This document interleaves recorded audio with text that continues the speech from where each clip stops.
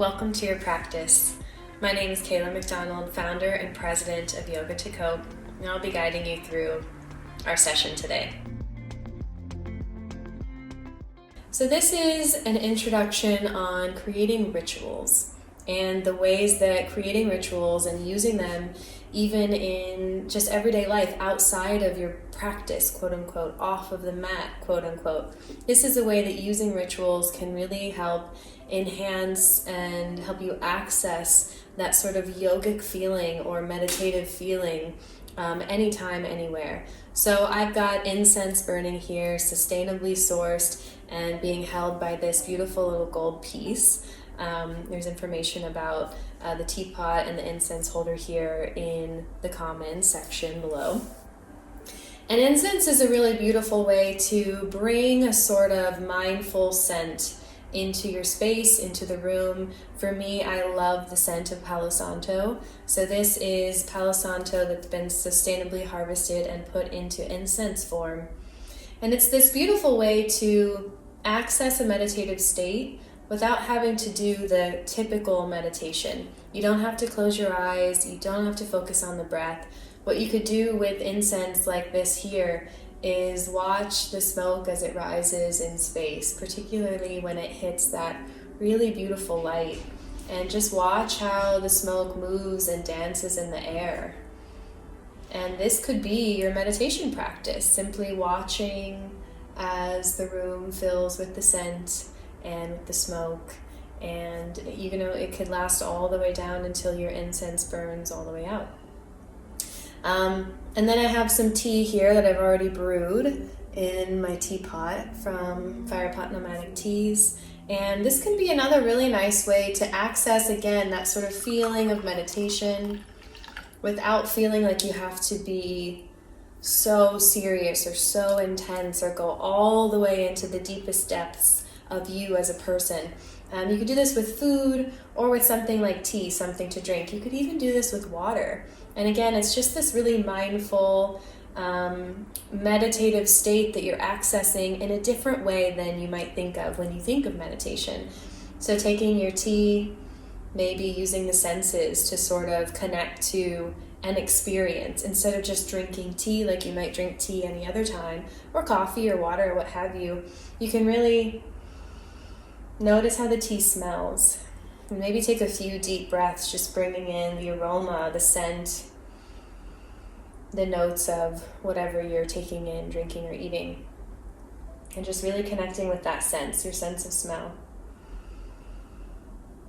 And then, of course, sense of taste. So perhaps taking a small sip and allowing yourself to really feel what it feels like in the mouth, what it tastes like, how it feels to sort of hold that flavor before you swallow. So really just, there's no right or wrong, and there's no rhyme or reason to it other than to just be completely connected to the experience, to be completely present in the experience. So if you have a tea or a beverage, just taking a few sips, small sips, and really savoring the scent, savoring the flavor, and being a part of the process of enjoying and ingesting this tea or whatever you may have.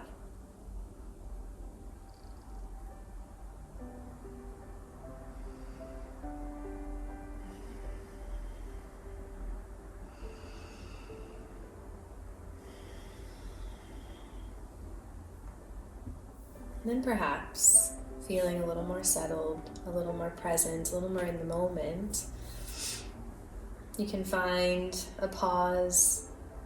Maybe you close the eyes, maybe you just find a soft gaze, or maybe you find something in the room. Perhaps it's the way the light is moving on a wall in your space, or the way the trees are moving with the wind if you're outside, or the way something like the smoke from a stick of incense moves in the light and in the air and the space.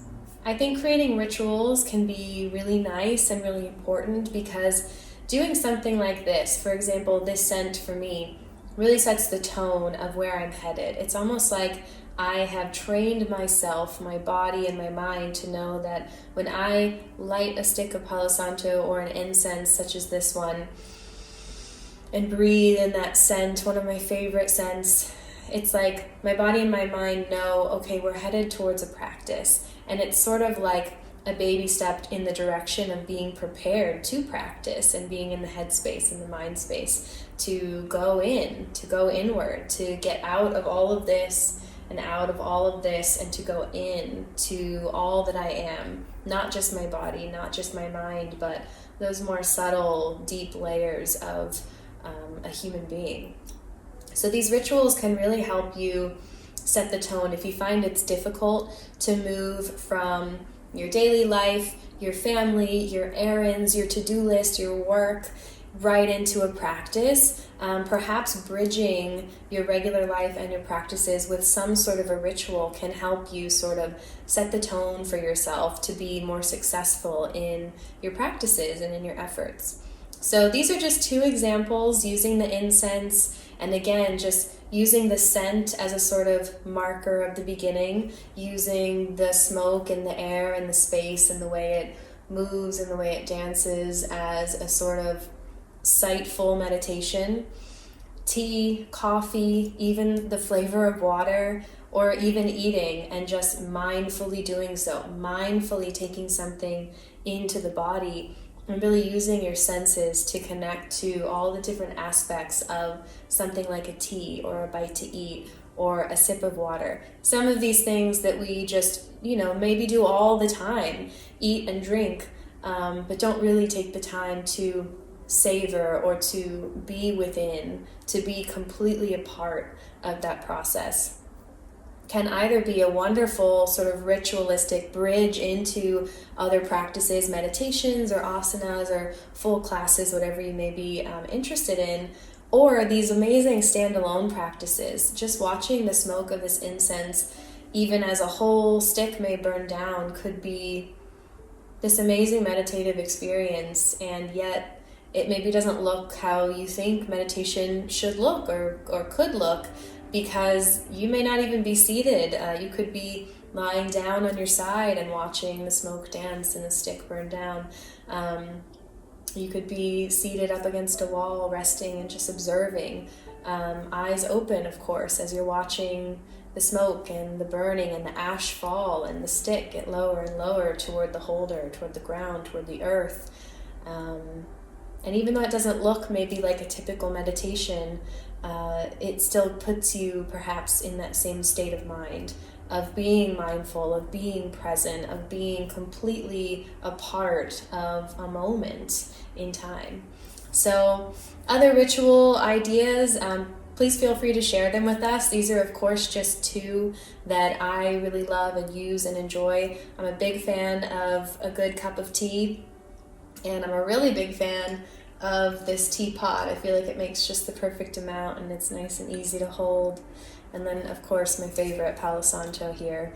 Just really filling the space with a scent that gets me in the headspace and in the zone for the practices that I might be pursuing after.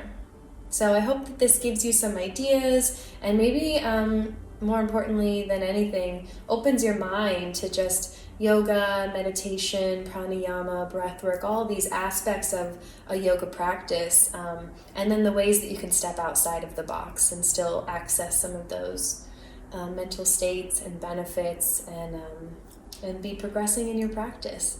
So thank you for tuning in. I'll enjoy my tea, and we'll see you next time.